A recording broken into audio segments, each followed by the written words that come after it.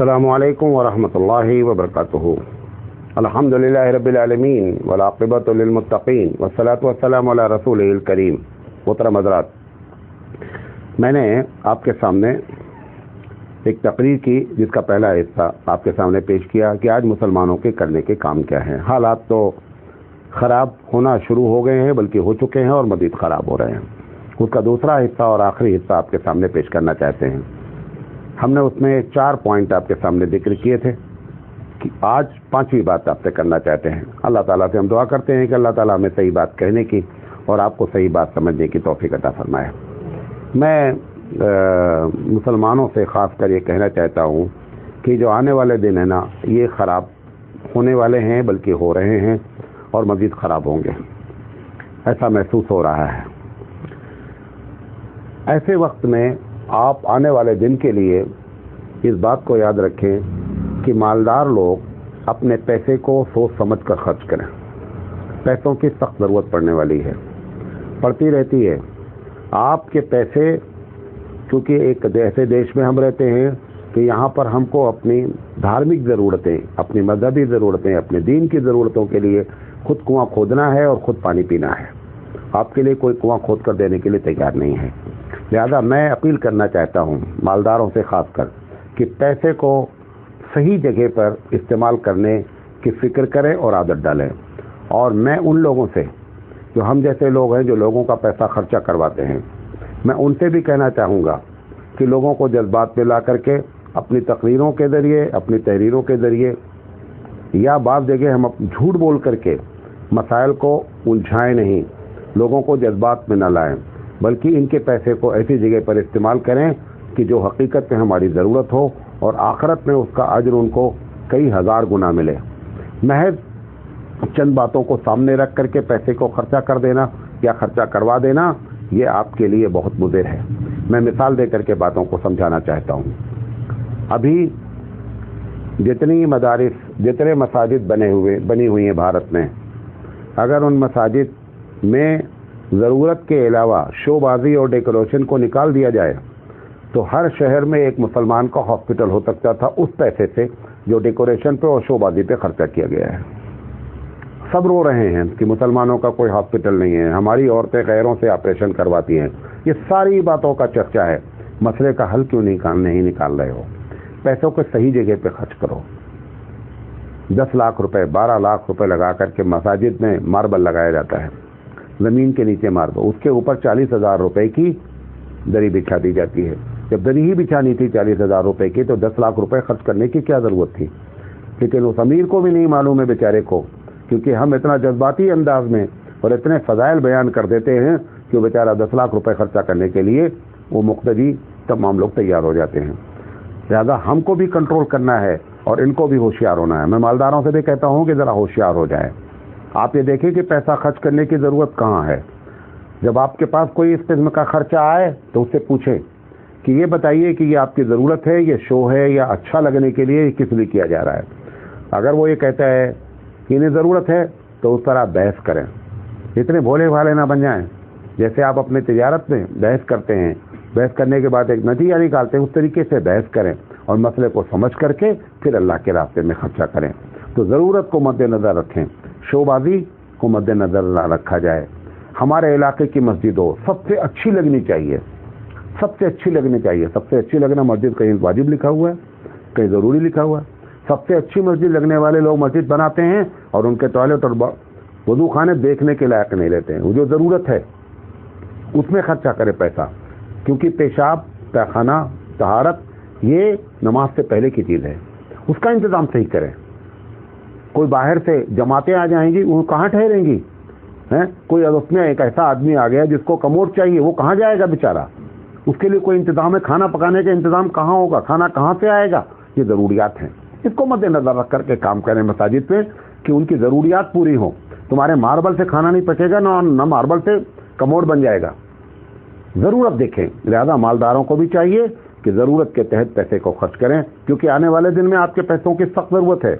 हालात जब और ख़राब होंगे, मालदार जब परेशान होगा तो इंफाक कहाँ से करेगा? लिहाजा पैसों की सख्त शॉर्टेज होने जा रही है, इसका ख्याल रखें। मैं अपने मालदारों से ये भी कहना चाहता हूँ अभी 2015 की रिपोर्ट आई थी कि 65% लोग ऐसे थे जो हज कर रहे थे, वो या दूसरा हज कर रहे थे या तीसरा या चौथा हज कर रहे थे या पांचवा छठा कर रहे थे। यानी 65% वो लोग थे जो अपने फर्ज हज को नहीं अदा कर रहे थे, 35% वो लोग थे जो फर्ज अदा कर रहे थे और 65% वो लोग थे जो नफिल अदा कर रहे थे। मेरा कहना यह है कि आप ऐसे देश के रहने वाले हैं, देखिए अरबों को छोड़ दें, उनके पास आपकी तरह न पड़ोसी के मसाइल हैं न भाई बहन के मसाइल हैं। वो अगर नफली हज कर रहे हैं, नफली उम्रा कर रहे हैं, उनके लिए एक अलग बात है। लेकिन आपके मसाइल हैं, आप हज करने जा रहे हैं, एक मियाँ बीबी मिलके जा रहे हैं, 7 लाख रुपए का खर्चा है। अपने 7 मुसलमान भाई को, जिस इलाके में आप रहते हैं, उनको ई रिक्शा दिला दिया जाए, ऑटो रिक्शा दिला दिया जाए, तो 7 फैमिलियां अपने पैरों पे खड़ी हो सकती हैं। जो लेबर हैं, कोई औरत है जो बेचारी काम कर सकती है लेकिन उसके पास सिलाई मशीन नहीं है, आप उसको सिलाई मशीन लगा दीजिए। एक सब्जी वाला है एक जगह बैठकर सब्जी बेचता है, अगर वो ठेला लगा करके मोहल्ले में घूम कर बेचे तो 5 गुना सब्जी बेच सकता है, आप उसको ठेला दिला दीजिए। कितने ठेले मिल जाएंगे 7 लाख में? कितने ठेले मिल जाएंगे? 70 ठेले, 80, 100 ठेले तक मिल सकते हैं। 100 लोगों को आप पैरों पे खड़ा कर सकते हैं। लेकिन आपने 2 आदमी ने नफली हज करके सिर्फ ये हुआ है कि लोगों ने आपको हार पहना दिया है, स्टेशन छोड़ने गए हैं, आपको बड़ा अच्छा लगा है, स्टेशन लेने गए हैं, आपको बड़ा अच्छा लगा है। ये अच्छा लगना जो होता है ये कोई दीन नहीं होता है। ये मुसलमानों की, इंसानों की ज़रूरत को पूरा करना असल दीन होता है। ज़्यादा नफली हज में उन लोगों को वो लोग करें, ठीक है, एक आदमी नफली हज भी करता है और ये सारी चीज़ें करता है, मुझे उस पर कोई एतराज़ नहीं है। लेकिन एक आदमी नफली हज करता है जो कुछ नहीं करता है और अपने तौर पर समझ रहा है मैं बहुत बड़ा दीनदार हूँ और बहुत ज़्यादा मैं सवाब कमा रहा हूँ, आप सवाब नहीं कमा रहे हैं। आपके ऊपर ही जिम्मेदारी है। हमने 7 लाख रुपए लगा करके मियाँ बीबी ने हज किया है। हमारे बगल एक आदमी ऐसा रहता था कि जिसकी छत टपक रही थी, उसकी छत आप सही करा देते। एक आदमी ऐसा था जिसके पास घर नहीं था, आप 7 लाख में उसका घर बनवा देते। क्या वो हदीस आपको याद नहीं है जिसमें अल्लाह के रसूल सल्लल्लाहु अलैहि वसल्लम ने फरमाया कि अल्लाह कहेगा कि मैं भूखा था, मैं भूखा था और आपने मुझे खाना नहीं खिलाया। वहाँ पे 2 चीज़ों का गालबन दिक्र है, 3 चीज़ों का जिक्र है। मैं चौथी चीज़ भी उसी पर कयास करते हुए कहता हूँ। एक आदमी कहता है कि मुझे घर रहने के लिए कमरा नहीं है, अल्लाह ताला नहीं कहेगा क़यामत में कि मेरे पास घर नहीं था और तुमने मुझे घर नहीं दिया। ये अल्लाह नहीं कहेगा, ये भी कहेगा। जैसे खाने के लिए बात करेगा, जैसे कपड़े के लिए बात करेगा, वैसे ये भी बात करेगा। हम अपने घर पे घर बनाने जा रहे हैं, 2 मंजिल से 3 मंजिल बनाने जा रहे हैं। इंडोर डिकोर, मुझे मालूम है कि लोग 1-1 करोड़ रुपए का अपने घरों के अंदर इंडोर डिकोर कर रहे हैं और 1 करोड़ में, मैं नहीं कह रहा हूं आप भी अपने शौक को पूरा करें, लेकिन इतना शौक को पूरा ना करें कि दूसरा जो जरूरतमंद है वो भी किसी की जरूरत पूरी ना हो और कोई अपने शौक में लगा हुआ हो। ये कोई शरई लिहाज से उसूल नहीं है। लिहाजा मालदारों को चाहिए कि माल को सही जगह पे खर्च करें। पैसे की हमको सख्त जरूरत है। जो काम तरजीह के लायक है, जो काम प्रेफरेंस के लायक है, पहले उसको किया जाए। मैं कहता हूं आप अपनी मस्जिद में खूब पैसा खर्चा करना चाह रहे हैं सिर्फ इसलिए कि लोग कहें कि भाई फलां मोहल्ले की मस्जिद बहुत अच्छी है। वही पैसे लेकर के आप अपने ताल्लुक़े में घूम जाते। मैं गांव में भी जाता हूं, 90 से 95% गांव ऐसे हैं छोटे कि जहां पर न वज़ू का माकूल इंतज़ाम है, न टॉयलेट का माकूल इंतज़ाम है, कुछ भी नहीं है। पेशाब घर टूटे फूटे, दरवाजे टूटे हुए, ताले नहीं है, अंदर लाइट नहीं है। अरे भाई, ये जो तुम पैसे यहाँ खर्चा कर रहे थे, निकल जाते 2-4 लोग 10-20 गांव में घूम करके उनके टॉयलेट सही करा देते, उन मस्जिदों के पेशाब घर और वज़ूखाने सही करा देते जो असल ज़रूरत थी। आप भी देखते हैं, कोई मैं ही नहीं देखता हूँ, आप भी जाते हैं देहातों में, आपको भी महसूस होता है यहाँ क्या हो रहा है। लिहाजा आप अपनी मस्जिद की शोबाजी करने के लिए, नमाजें तो वहाँ भी होती हैं, नमाजें यहाँ भी होती हैं, यहाँ भी कबूल होती है, वहाँ भी कबूल होती है। संगे मरमर वाले की पहले नमाज तो कबूल नहीं होती है कि संगे मरमर लगा दिया, लिहाजा आपकी नमाज बहुत तेजी से कबूल हो जाएगी, और वो चटाई पे पढ़ रहा है लिहाजा उसकी नमाज कबूल नहीं होगी। ये मुमकिन है कि चटाई वाले की कबूल हो जाए, संगे मरमर वाला अपना माथा पटकता ही रह जाए। लिहाजा आने वाले दिन में जो हालात खराब होने हैं वो कैश पैसों की सख्त जरूरत मुसलमानों को पड़ने वाली है। लिहाजा मैं दोनों से अपील करता हूँ। ऐसे मौके पर सिर्फ मालदारों से लोग बात करते हैं, मैं उन लोगों से बात करता हूँ जो पैसा खर्चा करवाते हैं कि खुदा के वास्ते ऐसी जगह पे पैसा खर्चा ना करवाएं इन मालदारों का जहाँ पैसों के खर्चा करने की ज़रूरत नहीं है, बल्कि उनके पैसे को सही जगह पे सही मसरफ में खर्चा करवाएं। इसी तरीके से रियाकारी से सख्त परहेज कराएं। रियाकारी बेचारा पैसा भी खर्चा करे और दिखावा भी पैदा करे, सवाब भी ना मिले। कितने महरूम होने की बात है कि पैसा हमारा खर्चा हुआ और खर्चा होने के बावजूद भी क्या हुआ, हमको सवाब नहीं मिला, सिर्फ इस वजह से कि मैंने उसका सवाब लोगों से चाहा। रियाकारी की, रियाकारी के बारे में आपको मालूम है कि अल्लाह के रसूल फरमाए मन सल्ला युराई फ़क़द अशरका, कि जिसने दिखावे के लिए किया है उसने नमाज पढ़ी हो तो भी उसने शिर्क किया है। मन सामा युराई फ़क़द अशरका, कि जिसने रोज़ा रखा और दिखावे के लिए उसने शिर्क किया। लिहाजा ये पैसा भी खर्चा करना है। आपको वो हदीस भी मालूम है कि जिन लोगों को जहन्नम में सबसे पहले डाला जाएगा उसमें एक वो शख्स भी होगा जिसने बड़ा पैसा खर्चा किया है। तो खुदा के वास्ते मैं उन लोगों से भी अपील करना चाहता हूं जो पैसा खर्चा कराते हैं, और उनसे भी अपील करना चाहता हूं जो पैसा खर्च करते हैं कि बहुत ही नाजुक वक्त है, ऐसे वक्त में बचा बचा करके रखें और ज़रूरत के वक्त में अपने पैसों का सही इस्तेमाल किया जाए। जो मदारिस बन चुके हैं, मदारिस पे बहुत पैसा खर्च हो रहा है तामीर पर, जो मदरसे बन चुके हैं उनकी इस्लाह कर ली जाए। जो मदरसे बन चुके हैं उनका इंतज़ाम किया जाए कि उनके बच्चों के रहने का सही इंतज़ाम हो जाए। लेकिन हर फारिग होने वाला अपने इलाके में चाहता है कि एक मदरसा बना दिया जाए। अब जितने मदरसे बन चुके हैं मेरे इल्म में, उन मदरसों को सही चला लेना, उनका मेयार तालीम बुलंद कर लेना और रहने वाले तलबा का सही इंतज़ाम कर लेना, ये खुद बहुत काफ़ी है। मज़ीद नए मदरसे खोल करके आप भी उस लिस्ट में शामिल हो सकते हैं कि जिसमें एक गोया कि हुजूर ने फरमाया कि हज़ारों ऊँट हैं, सवारी के लायक एक भी नहीं है। ये वही मिसाल है कि हज़ारों ऊँट हैं, सवारी के लायक एक भी नहीं है। लिहाजा मदारिस होना अपनी जगह है, लेकिन मदारिस काम कर रहे हों, मदारिस के नताइज। मैं एक बात कह करके आगे बढ़ना चाहता हूँ। आप देखते हैं हमसे एक साहब क्या कम से कम 10-15 लोग ऐसे हैं जो मुस्तकिल ये बात कह रहे हैं मुझे काबिल आदमी की एक ज़रूरत है, काबिल आदमी की ज़रूरत है। कह रहे तनख्वाह जो भी ले लें। मैं 1 साल 2 साल से उनसे वादा कर रहा हूँ और कोई टकरा नहीं रहा है कि मैं ले जा करके उनको वहाँ रखवा दूँ। क्यों? क्योंकि काबिल पैदा कहाँ से होते हैं? काबिल मोहल्ले से तो नहीं पैदा होते हैं। काबिल पैदा होते कहाँ से? मदारिस से। तो पता ये चला कि मदरसे के जो जाल आप बिछाए हुए हैं बहुत खुश होते हैं, ये जाल तो बिछे हुए हैं लेकिन इसमें कोई भी जाल में काम करने वाले जाल नहीं है। एक बड़ी तादाद ऐसी है कि जो सिर्फ नाम के लोग। तभी तो ऐसा हुआ ना कि हमको एक अच्छे आदमी की ज़रूरत है, अच्छा आदमी नहीं मिल रहा, क्योंकि जो फैक्ट्री थी वहाँ से अच्छा माल निकल ही नहीं रहा है। लिहाजा जो मदरसे बन चुके हैं, मालदारों को भी चाहिए कि अपने पैसे को दूसरी जगह लगाने के बजाय कहें कि भाई इन मदारिस को अच्छा करें, इनका मेयार तालीम बुलंद करें। इसी तरीके से छठी बात कि आने वाले दिन में जो तालीमी पॉलिसी है वो नहायत ख़तरनाक है। अभी जो तालीमी पॉलिसी पर मीटिंगें हो रही हैं, मैं भी उसमें शामिल हूँ, मैं भी राय देता भी हूँ, राय लेता भी हूँ, पढ़ भी रहा हूँ क्या हो रहा है, कैसे हो रहा है। एक बहुत सीधी सी बात है कि ये सेकुलर मुल्क है। सेकुलर मुल्क में मजहब और धर्म का कोई ध्यान नहीं रखा जाता है, क्योंकि सेकुलर के माने होते हैं लामजहबियत है, कोई दीन नहीं होता है। लिहाजा आप अपने बच्चों को, अपने बच्चों के दीन को, अपने बच्चों को कैसे बचाएंगे, इस बात का आप ख्याल रखें। ये जो तालीमी पॉलिसी है ये नहायत, मैं नहीं कह रहा हूँ कोई ख़तरनाक है, क्योंकि वो सेकुलर है और सेकुलर में दीन का कोई ख्याल नहीं। अब आपको ही अपने दीन का ख्याल रखना है।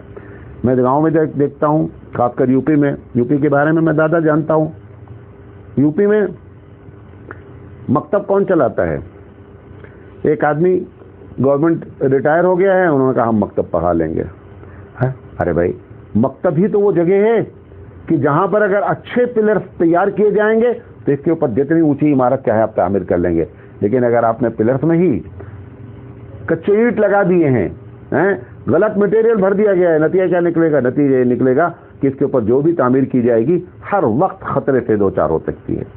लिहाजा सबसे पहले अपने बच्चों को, अब देखिए 3% लोग मदारिस में पढ़ते हैं, 97% लोग कॉलेज और स्कूल में पढ़ते हैं। सारे लोगों को 3% लोगों की इस्लाह की फिक्र है। अरे भाई 3% को छोड़ दो यार, वो अगर खुदा न खास्ता बर्बाद भी हो गए तो भी कोई फर्क नहीं पड़ेगा अगर 97% अच्छे रह जाएं। 97% की फिक्र करने की कोई बात नहीं सोच रहा। हमारे बच्चे कॉलेज में जा रहे हैं। मैं तमाम मस्जिदों वालों से, शहर की मस्जिदों वालों से कहूँगा, और उन शहर वालों से मैं ज़्यादा खिताब करना चाह रहा हूँ कि जिनके शहर में गांव से लोग बच्चे पढ़ने आते हैं और उनको हॉस्टल की ज़रूरत होती है। मेरे बहुत से भांजे वगैरह पढ़ते हैं, मैंने उनसे पूछा, उनसे रिपोर्ट लिया कि हॉस्टल में क्या होता है। उन्होंने कहा 60 से 65% लोग शराब पीते हैं बच्चे, चाहे मुसलमान हो चाहे गैर मुस्लिम हो। और कह रहे हैं कि 70 से 80% लोग भांग खाते हैं, भांग की गोलियां खाते हैं, बच्चे खाते हैं। क्यों? क्योंकि माँ बाप से दूर हैं। यहाँ पर कोई भी उनको क्या है, गाइड करने वाला नहीं है। मैं कहता हूँ तमाम मसाजिद वालों से कि आप मसाजिद की जो तामीर कर रहे हैं, जो असर नौ तौसी कर रहे हैं, पहले से प्लानिंग करें। पहले से प्लानिंग करें कि मस्जिद में 2-4 कमरे बनाए जाएंगे। मुसलमान बच्चे जो बाहर से यहाँ पढ़ने आएंगे हायर एजुकेशन के लिए, उनको हम ऑफर करेंगे कि तुम हमारे यहाँ आकर के कमरे में रहो। तुम बाहर 5,000 रुपये देते हो, यहाँ 2,000 रुपये दो, हम तुम्हारे खाने का इंतजाम कर देंगे। 3,000 रुपये में तुम्हारा सब कुछ हो जाएगा, खाना भी हो जाएगा, रहना भी हो जाएगा। लेकिन बस इतना करना कि बेटा 5 वक्त यहाँ नमाज में पढ़ते रहना, जब तुम रहना तब नमाज। कम से कम बच्चा, ठीक मैं नहीं कह रहा हूँ कि वो आलिम बन जाएगा, आलिम बनाना मकसद भी नहीं उसका, वो तो इंजीनियर बनने आया है, वो तो डॉक्टर बनने आया है, लेकिन बर्बाद होने से बच जाएगा। जब वो माशरे में अच्छा इंजीनियर बनेगा तो अच्छा दीनदार भी रहेगा, जब वो डॉक्टर बनेगा तो अच्छा डॉक्टर भी रहेगा। इसकी तरफ लोगों की तवज्जो ही नहीं है।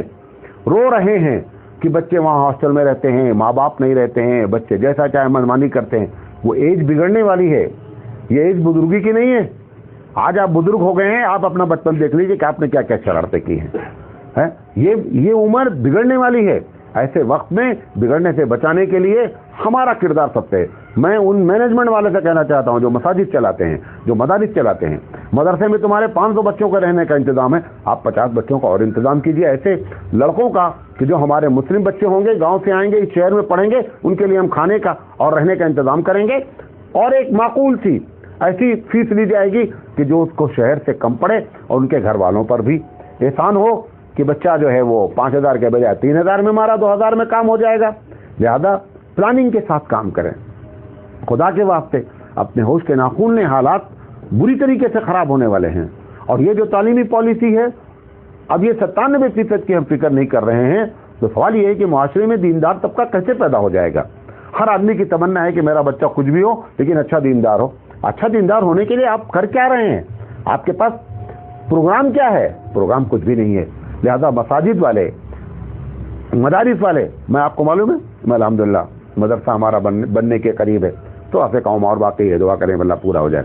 मैंने बाकायदा उनके लिए अलग से विंग बनाई है कि जो कॉलेज के बच्चे पढ़ेंगे, हम ये नहीं कह रहे हैं कि सारे शहर के बच्चों को हम अपने यहाँ दाखिला करा लेंगे, लेकिन कुछ को तो करा देंगे ना, कुछ की जिंदगी तो हम सेव कर लेंगे।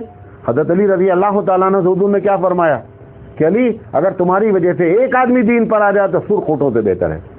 एक बच्चा भी अगर हमारी वजह से, हमारे मदरसे की वजह से जो बिगड़ने वाला था, अगर वो दीन के रास्ते पर आ जाए, अगर वो फारिग होने के बाद एक अच्छा मुसलमान बन जाए, तो ये छोटे, आप इसको छोटा जानते हैं, पूरी नस्ल की तरबियत करेगा वो।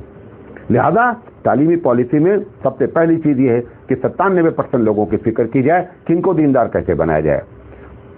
जहां पढ़ रहे हैं, आपने देखा होगा इंग्लिश मीडियम स्कूल खुल रहे हैं, अच्छी बात है।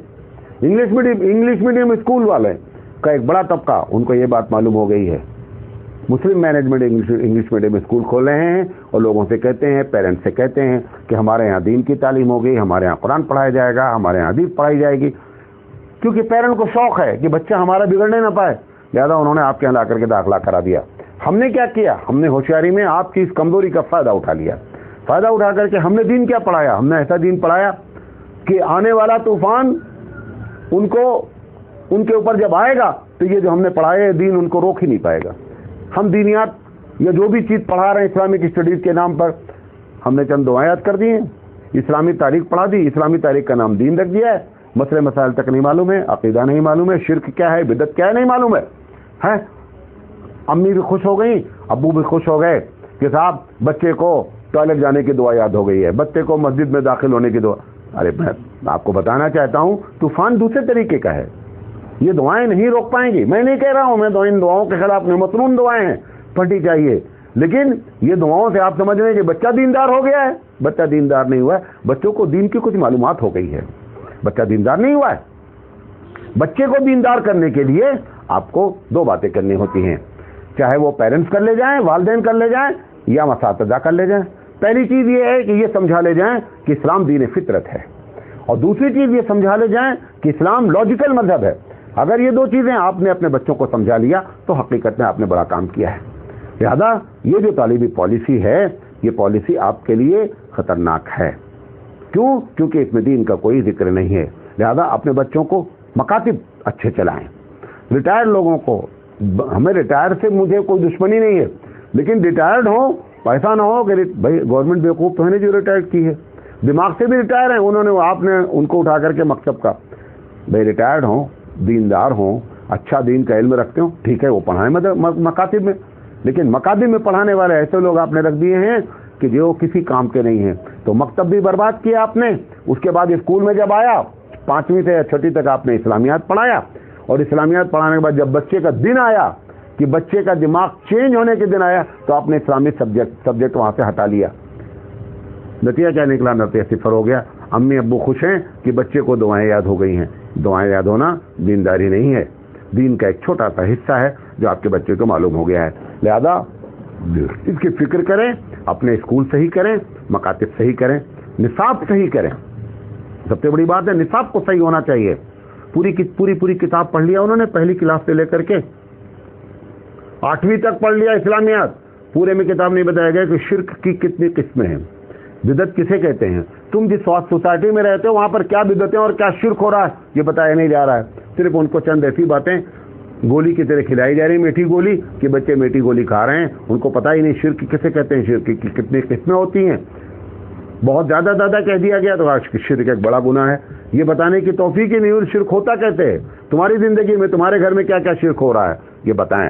लिहाजा ये बुनियादी चीज थी जो आने वाले दिन में प्रॉब्लम हो सकती है। और 7वीं चीज, क्योंकि ये जो कुछ नफरत फैलाई जा रही है, गौर से सुनिएगा, ये जो कुछ काम किया जा रहा है, इसमें 2 चीजें जो आपको मैंने शुरू में कहा था ना, उसमें से ये 2 चीजें असल हैं जिसकी वजह से सारा मामला बिगड़ा जा रहा है। सामने वालों को इस बात का एहसास हो गया है कि इस देश में अगर राज करना है तो मुसलमान और गैर को एक नफरत फैलाई जाए। इन दोनों के दरमियान में नफरत फैला करके हम अपना उल्लू सीधा कर सकते हैं। लिहाजा ये बात पहले तो उन्होंने सोचा था, लेकिन अब प्रैक्टिकल करके देख लिया और नतायज उनके फेवर में आ गए कि हाँ, नफरत ही एक ऐसी चीज है कि जिसके जरिए हम जीत सकते हैं, हम इनको शिकस्त दे सकते हैं। अब सवाल यह है कि जब इस बात का उनको एहसास हो गया है कि वो नफरत के जरिए जीत सकते हैं, आप इसमें क्या कर सकते हैं? मैं आपसे पूछना चाहता हूं, आप इसमें क्या कर सकते हैं? आप ऐसा काम कीजिए कि नफरत पैदा ही ना हो। वो क्या हो सकता है? नफरत के जो काम हैं, जो जिसकी वजह से उन्होंने नफरत दिलाई है, वो सही है या गलत है, कुछ सही है, ज्यादा गलत है, सब कुछ मैं मानने के लिए तैयार हूं। लेकिन मैं ये कहना चाहता हूं कि अगर आप इस्लामी कैरेक्टर दुनिया में शो करें, कितना भी वो नफरत फैलाना चाहे, नफरत ही पैदा हो सकती है। लेकिन हम उनकी नफरत पर उतर रहे हैं पूरे। मैं कई मरतबा मैंने आपसे कहा ये बात कि मुसलमान अपने इलाके में जानवर को दबा करने के बाद ऐसे सबके सामने टांग देता है। हिंदू भी गुजरते हैं, पंडित भी गुजरते हैं, वो लोग भी गुजरते हैं जो कभी गोश्त नहीं खाते हैं। आप ईमानदारी से बताइए, जब उधर से गुजरता है तो तुम्हारे लिए उनके दिल में मोहब्बत पैदा हो सकती है? कभी जिंदगी में पैदा नहीं हो सकती है। वो तुमको देख कर नफरत करता है कि इनके अंदर अखलाक नहीं है। भाई आपको मालूम है कुछ लोग ऐसे हैं जो कुछ भी नहीं खाते हैं, वेजिटेरियन है। मैं नहीं कह रहा हूं कि आप नॉनवेज ना खाइए, लेकिन नॉनवेज खाने का एक तरीका है। आप गोश्त बेच रहे हैं, सामने पर्दा लगा दिया जाए, मालूम है ना पीछे क्या बिक रहा है। जिसको जाना है दुकान के अंदर जाए और सामान खरीदे। लेकिन आपने बड़ी पूरी रात पूरा जानवर जो है आपने काट के लगा दिया है। गुजरने वालों को दिल से पीछे कि जिसने कुछ थोड़ी देर पहले उसको चूम करके वो आया था और सामने उसने देखा कि वो दबा के खड़ी है, उसके दिल में क्या गुजरती होगी। लिहाजा नफरत के जो काम है उनको खत्म करें। दुनिया कितना भी नफरत पैदा करना चाहेगी, कुछ भी नहीं हो सकती। क्या आपने नहीं देखा कि 9/11 के बाद लोगों ने बड़ी नफरत पैदा करनी चाहिए, उसके बावजूद लोग इस्लाम में सबसे ज्यादा क्या हुए? कन्वर्ट हुए। क्यों?